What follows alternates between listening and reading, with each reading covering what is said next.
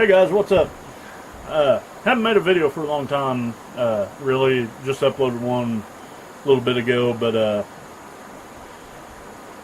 haven't really been into the whole YouTube thing for a while. A lot of gun channels getting a lot of strikes on them for bump fire videos especially, which I think's fucking stupid. But thought I'd go ahead and make one while the getting's good. They haven't really hit me yet. I'm sure they're going to eventually. I don't deal a lot with ARs anymore, but you know, figured we'd go ahead and make a video. Been shooting a lot of competition lately, PRS club series. I'm not at the elite levels of PRS, but just want to show off a couple of rifles. This is my 6.5x47. It's built by Hawk Hill Custom. Basically, I had them build the barreled action.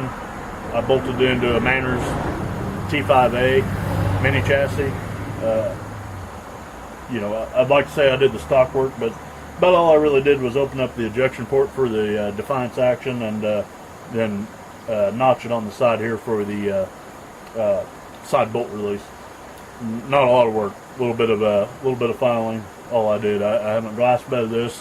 Really saw no need to. The rifle's quarter MOA rifle. Barely ran a load through it that hasn't shot, you know, 3/4 MOA or better. Just get up here close with the rifle. As I said, it's Manners T5A. Love the stock. Now, generally when I'm shooting, I don't grip the thumb hole. And if you see this little built-up section behind the trigger guard, that puts your hand right exactly where it needs to be. Running a Timney 517 trigger set at about 2 pounds. It's a Defiance action, like I said. It's a Hawk Hill Falcon if you want to get technical about it. But Defiance makes the action for Hawk Hill. This is a Hawk Hill 6.5x47 barrel. Running a Harris bipod. Hawk Hill feet, which if we get up close here, those are carbide tips on the feet. They will grab onto absolutely anything. Great product. Hawk Hill brake, pretty effective. And then we're running the US Optics LR17. Not a fan of high-powered scopes. You know, the 5-25 was definitely in the budget, but decided to go with the LR17. This one has the H59 reticle in it. If you're not familiar with the H59 reticle, it's a horse reticle. You can you know, hold over and hold for wind at the same time. It's a gridded reticle. Looks like a Christmas tree. All right, coming over here to the other side of the rifle, you can see we've got the side bolt release. This thing's filled with dirt. You notice it was sticking out there. My last match, I was not easy on this rifle. I'm never easy on this rifle, but I was exceptionally rough on it. Thing's filled with dirt. I haven't cleaned it yet, so you know, stuff's a little sticky on it right now. Running the Accuracy First bubble level. It's got a ceramic ball. Get you a little closer view here. Highly accurate level. It's not a bubble level. It's a little different. And of course, you know, having a rifle level to the world, not necessarily a level to your rifle, is important. Running a spur individual rings. Of course, couldn't use a spur one-piece mount. And then we've got our Hawk Hill data holder out here. This is basically a dry erase board. You can write your dope down for a stage. Yeah, you can make a range card on it, whatever you want to do. I use a piece of masking tape over it usually. But you can position it however you like. Just another great thing from Hawk Hill. Been really happy with this rifle. I'm working on a new project right now. It'll be a Curtis Axiom action, 60-degree bolt throw, and a 6mm cartridge. We haven't really decided on the 6mm cartridge we're going to use yet.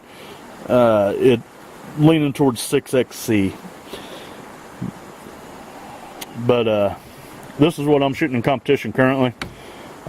I'm I'm not the best shooter out there. I do all right. I'm running one of the nicer rigs out there in the club level. If I had more time to practice, I'd probably be a lot better, but I don't. So I do what I can. All right, now this is my wife's rifle. This is a Remington 700 true to action with a Bartlein 1 7/2 twist barrel. It's chambered in 6mm SLR, super long range. If you're not familiar with the cartridge, it's basically a 243 with a 30-degree shoulder and a long neck. Has essentially the same powder capacity as a 243. This is a 22-inch barrel plus a brake. It's an Area 419 Hellfire brake. I'll give you a little closer up view of that here in a minute. We're running a 110 grain Sierra Match King, which is an awesome bullet, at 3,070 feet per second out of this, with, you know, half MOA accuracy. Of course, you know, we obviously modified the bolt knob a little bit. She has a little bit of trouble with bolt manipulation, so the extra long bolt knob on there really helps her out. This grip is actually just a UTG grip, but it works surprisingly well on this chassis. She shoots some off like I do, so the chassis has a nice index point there. Of course, fully adjustable, length of pull, cheek welds, fully adjustable. Got a nice magazine release. Mag drops out very easily. And of course, doing this left-handed, it's not so easy to see. Also, she's running the LR17. She's got her nice West Virginia sticker on there. Hers is a gap reticle. She prefers to dial as opposed to hold. Now, I like the holdovers. She's also running the accuracy first level.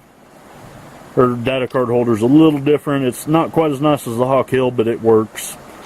You have to actually take screws out if you want to turn it sideways. A close-up look at this Hellfire brake here.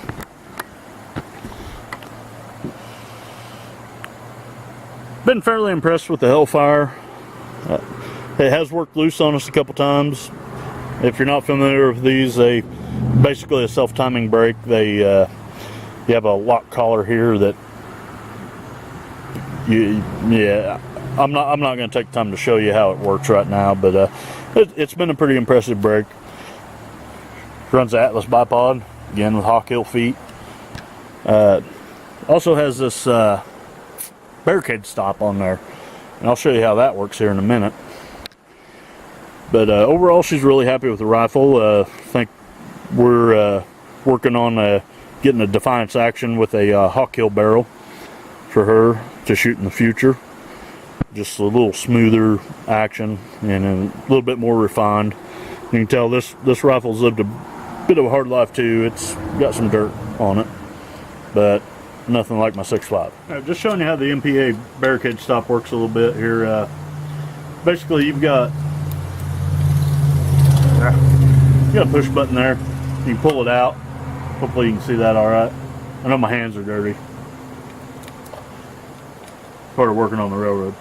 But you can move that all along there, and so you basically are adjusting for the size of the Barricade. Most Barricades are going to be 2x4s, so that you never have to change it. But you know, out here I've got a 2x6 on my deck. But basically that'll lock it on there. Like I said, you can spin that and adjust it a little bit. And this rifle, being rather front heavy with the M24 contour on the Bartlein barrel, it wants to nose down really bad. But you can basically control that. As you can see, I'm just barely putting any cheek pressure on there. No shoulder pressure.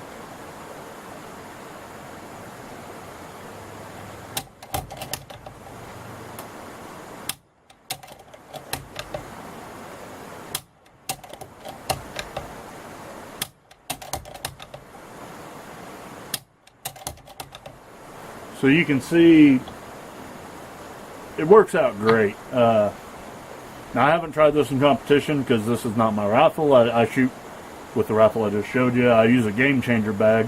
We'll do a video on those here one of these days, but I think it's a very interesting concept. I wouldn't mind having it integrated on a Manners stock, which they are making a Manners now that accepts the Barricade stock. But I'm pretty happy with the Game Changer bag from Reeser Precision Solutions. So anyway, that's all I got to say today. Just wanted to show you those two rifles. Still got the 338 Lapua Project Overkill, if you want to call it that. Still not much of an overkill rifle these days, but we just recently had it rebarreled at Jack Keister Custom. Still 338 Lapua. Fresh Cerakote job on it. Did some stock modifications to it. It's kind of ugly right now because I haven't repainted it since I cut the stock up. But we'll do some videos with that. We'll have more shooting videos in the future. Also working with a few companies here, doing some product testing. Masterpiece Arms is one of them. Sierra bullets also, like I said, we're shooting their amazing 110 grain. I'm thoroughly impressed with that bullet. I'm still shooting burgers in my 6.5 just because I don't really feel like working up another load. The barrel's about toast, and I don't really want to make a switch to Sierras right now. They had their 130 TMK, and they just recently introduced the 150 grain Match King, which I don't think the 6.5x47 has enough ass behind it to really take advantage of the BC on that bullet. But like I said, we're working on a new build. Probably going to be in a 6mm XC. If you're not familiar with the XC, David Tubb really pimps that cartridge out a lot. Yeah, he's the designer behind it as far as I know. We're going to try to get more match videos. We have been shooting quite a few matches, mainly at Virginia Precision Rifle Club. Just one-day PRS Club Series matches. No, we haven't been shooting any of the majors, but that might change in 2018. Really appreciate you guys following the channel. I know I haven't made a video for a long time, and I haven't made a good video for even longer. You guys just hang in there.